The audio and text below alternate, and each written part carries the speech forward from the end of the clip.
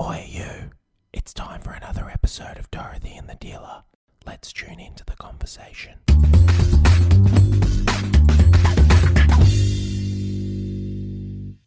Here we go. Okay, Dorothy and the Dealer. did you know Presented that by Mitch and Mill.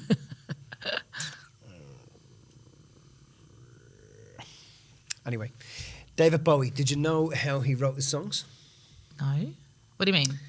The way in He which he wrote wrote his them? songs was quite unique. And I mean, these days, fucking no performers It's the write their same songs. lyrics But over and over. basically, what he would do is he would get a line and he would write a line, and then he'd cut the line out and he'd put it like in a hat or a bag, and then he'd write another line. And he'd keep doing that, and then he'd pull the lines out individually, and he would make a chorus, and then he'd make a verse, and then a chorus, and a verse, and a chorus, and a verse, and that's how he wrote all his songs.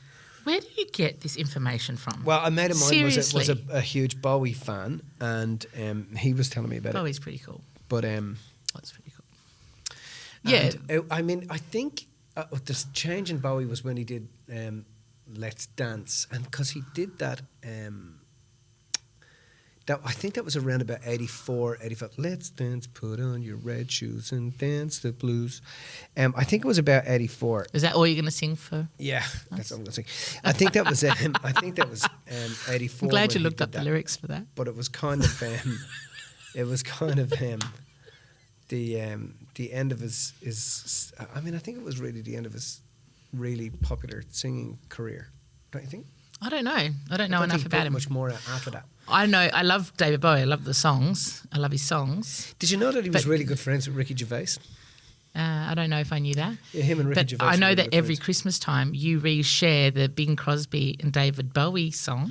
Yeah, that's every one of my Christmas favourite- time. That's one of my favourites. It is actually a great little That's, Christmas. do you know what song it is? Little Drummer Boy. Yeah, Little Drummer Boy. Yeah. And Bing Crosby and David Bowie. I loved Bing Crosby growing up, but David Bowie, yeah. Hmm. Let's dance, put on our red shoes and... Okay, so what are we talking No, about? okay, not biting with that one. What are we talking about? We're talking about inspired action. I really want to talk about this. I'll tell you why. A couple of podcasts ago, it was the one that we did on perceptions, Mm-hmm. and we kind of tricked people into Tricky. Well, we were a bit tricky in how we communicated on that podcast, because what we were trying to do is we were trying to make sure that we were sending a message across to keep people focused, and they're, you know, having a discussion about being aligned and doing what is important to you and not getting sidetracked by what you're hearing. And one of the things we were talking about is you know, everybody running in and saving the children and all those sorts of things. And then we commented and said, you know, the best thing you can do is to keep your focus, because what happens is that people go in and they decide that, okay, this is my mission in life, but now that this is going on, I'm just going to put everything down and go over to this, right? And that's not conducive to living an inspired life. Like just putting down what you were meant to be doing and then going off here with this concept of saving the children or saving the whales or saving the planet or whatever it is. But the problem with as we finished the podcast, I was thinking about it, and I was thinking that people do want to take action, right? And there are things that people can do. And I think it's worthy of us having a conversation about that, because just taking action for the sake of taking action isn't productive, right? It's just taking us away from where we need to be. But having and taking inspired action is productive, and having an understanding of what inspired action is and how we can make a difference in the world, and what are the sorts of things we can do that are going to make a difference and not take us off track, if that makes sense. So one of the things, just as an example, right, is not long after we had that podcast, you know, there was a bit of stuff going on in Melbourne and stuff like that with Dan Andrews and stuff like that.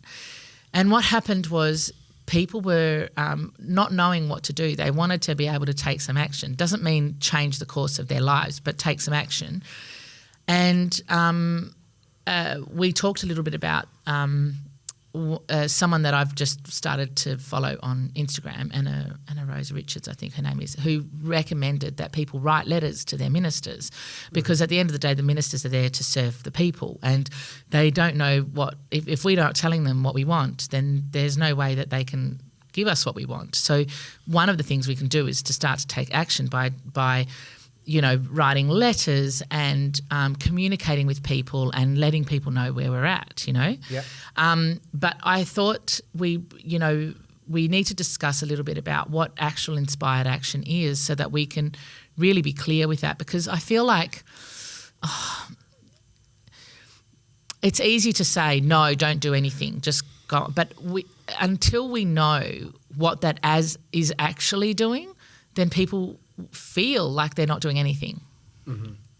Well, I think that if you're talking about, people, I think first off are really easily distracted from what it is that they love, and I think people have been easily distracted from what it is that they love, and we really have been seeing that over the past, since especially 2020 has just been a world of distraction, and I think that it's.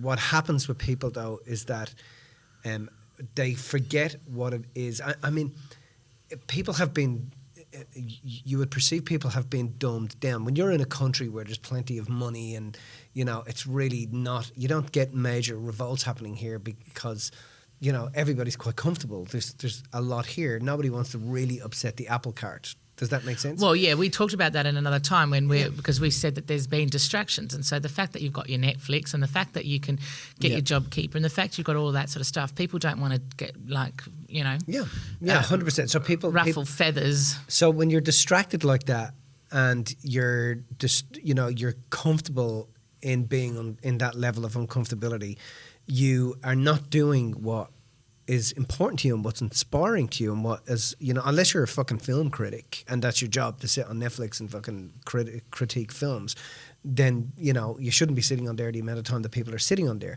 But I think that what's happening with people is that we've got to get back to remembering what it is that we go through when we're inspired. We got to get back to remembering what happens to us physiologically when we're doing what is important to us, when we're doing what we love. And one of the things that has happened is that we're becoming... I think in some way we're coming out of that part of us that was, a community of everybody, everybody putting up with it, everybody going, well, fucking, we're comfortable in our uncomfortableness. And then you have this other merging push, you see it within lots of different organizations where people are, you got to follow your passion. You got to follow, you got to follow what's important to you. You got to do it, you got to do what you love, from people that are not following their passion, that are not doing what's important to them, that are not doing what they loved. It's just the blind leading the blind, and I think that, we're being sent back to ourselves to stop and remember the little things that we do, because people think, okay, if I have to do what inspires me, then it's linked to their career. So many people think that it's linked to their career, or so many people think that, if I do what inspires me, I'm here to fucking change the world. I'm here to save the whales. I'm here to fucking save the dogs. I'm here to, save the starving children. I'm here to end poverty. And that's... So just explain then what it is that to be... Well, I think I'm getting there. I think that we're so caught up in that whole stuff of being sold that that we are the miracle cure, when we can't even start with the little things. Like, what is the last thing that you did that allowed you to feel inspired? What is the last thing that you did that allowed you to feel connected? What is the last thing that you did that allowed you to feel, congruent with your values? Do you even know what inspires you? Do you even know what is value to you? Are you even aware, or have you just, slipped into this river of lost, this river of not knowing, forgetting because everybody else did? Everybody else is out there promoting this. Lots of people are out there promoting this stuff of, you've got to get back to what is important to you, but they don't do what's important to them.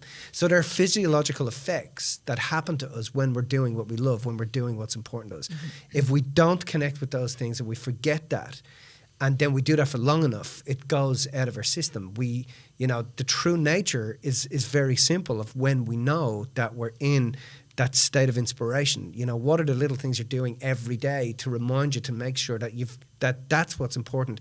And this is when we actually affect people, when we are tapping into what inspires us, and we are, and we're moving people through doing the things on a daily basis that keep us feel energized and awake and connected and congruent. They're the things that are super important. So explain that then. In terms of what? Well, and tell me, you were going to talk about what. Like, how do we know we're inspired? Like, what do we need to do? Well, I think that an example of that would be, like one of the things that I personally do that really inspires me is, as often as I can, I'll either exercise. So I love exercising because it allows me to feel inspired. And, beforehand, like I haven't got to get into my car and drive to a gym. So my gym is just out my front door and it's about 10 meters away. And so I have a fully purpose-built gym at my house so that I didn't have to have that drive. But I know that sometimes that walk from the front door to the gym is a fucking nightmare. It's a pain in the arse. Yeah. But once I get in there and I exercise and I start to feel my body and I start to, I accomplish something, I go up a weight, whatever that is, and I feel that inside of me, I tap into that part of me that feels physiologically connected to my body. Does that make sense? Yeah. And then I feel this sense of accomplishment, even if nobody's there, and I'm like, wow, that was good. I never thought I'd be able to do that, and that sense of accomplishment comes from months and months and months of being able to get myself to that point where I was able to go up a weight, or I was able to ride longer, or I was able to run faster, whatever that is. That's that sense of inspiration, because in that moment, you have to be in that moment when you're in that moment. And that's one of the things as well, is being, when you're doing things that inspire you, you have to be in it. You have to be in that moment. It's like if I'm hurtling down a rock face with some of the guys, when you get there, you can hear your head going, fucking don't do this, man. Look at this A line, look at this B line. These guys are 10 years on you. They've been doing this much longer. And then that voice wakes up inside of me and goes, no, you can do this. You got this. Just take your time, Mitch. Just because they're going fast, it doesn't mean you have to go fast. Just be intelligent about what you're doing. And then I feel this, it might take me 40 minutes to get up to that hill to be able to do a 4-minute run down. But when I get to the end of that run, with all the other guys that are there, nobody says anything for 2 to 3 minutes. And then somebody will look and go, fuck, that was cool, well done, guys, that was great. And everybody, acknowledges each other. But in that moment, we're all just basking in that sense of congruency, that sense of connection, that sense of, having been in a state of flow where you can't think of anything else other than where you're going to move your brakes, where you're going to move your handlebars next. That's really, really, really when you're in that inspired state. That's to me what I think is a good indication, is when you can get in flow in that space. So being in flow to me is places where you're inspired. You don't get in flow in places where you're not inspired. Yeah. Where you can be in flow, where you can be, and the flow is that what is it? Selflessness, timelessness, effortlessness, and richness. And so when you're in that space, that's true inspiration for me. It's like that you don't need to be anywhere else. You're not trying to be anywhere else. You have to be fully present, and you can just be and let the moment sort of take you. So that has the reason that we know that affects people is because when we're in flow states and when we're doing what we love, it has a processional effect. So there's a really great book which I've spoken about before on the podcast called Strategy of a Dolphin, where he discusses procession. And the first time I understood procession was at an event called Money and You many, many years ago, about 1996. And I was at this event and they were talking. So that's one of the seminars I would have always loved to have done. I never got to do. I think they're still doing them in Singapore or something. Yeah, China and Singapore, I think. Yeah. And so when I did that event and they spoke about procession, it just opened my whole understanding. And ever since there, building on what I learned there and being able to speak further about what I learned there.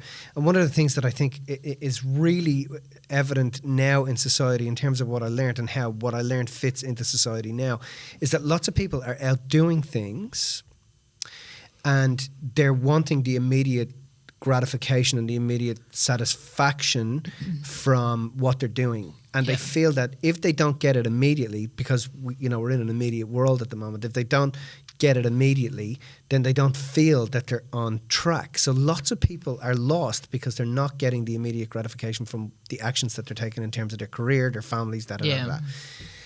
So when you do that and you're in that state of wanting immediate gratification, you can't get it. It's very primitive. It's a primitive response that you're looking for.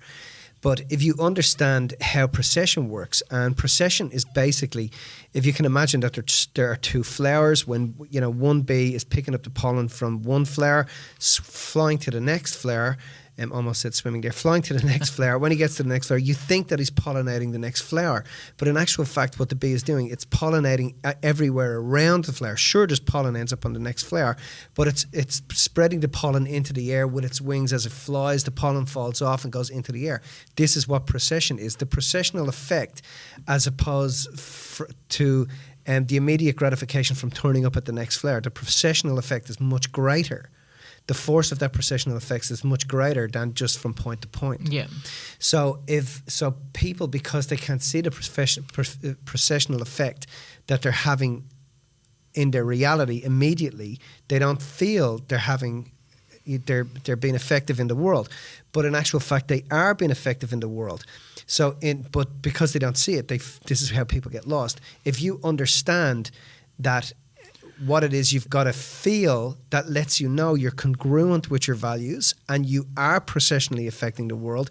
If you can understand what the internal register is to let you know that you're on track with that, it is to feel a sense of selflessness, timelessness, effortlessness, and richness at the end and during the process of doing what it is that inspires you. If you're not feeling those things, then you're being motivated, and motivated is trying to get a person.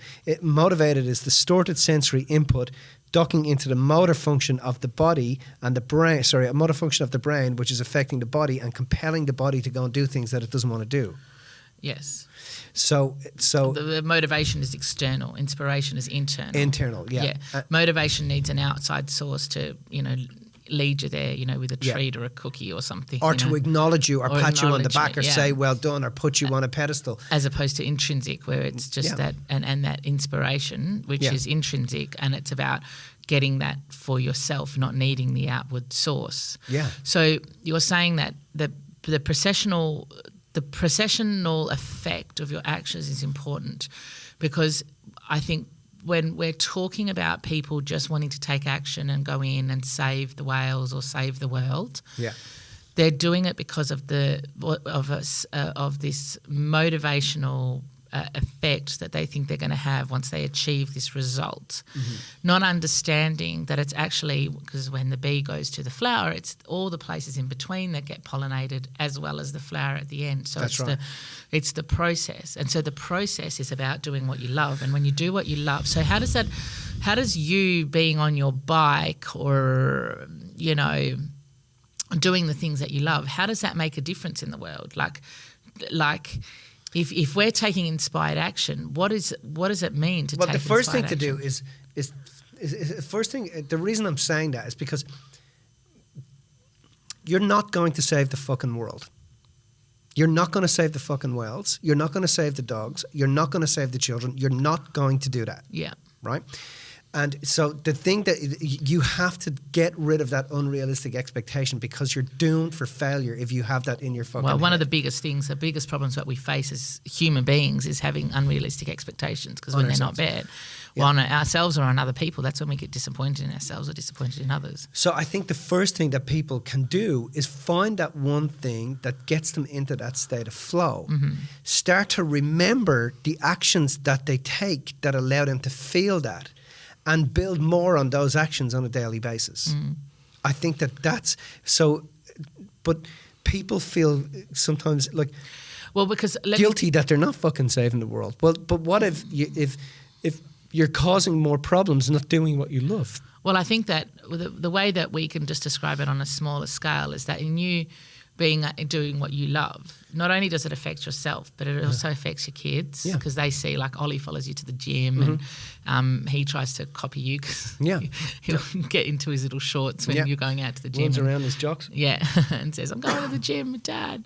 And then not only does it affect you, but it affects the kids. It also affects the people you talk to and the people you work with. It affects your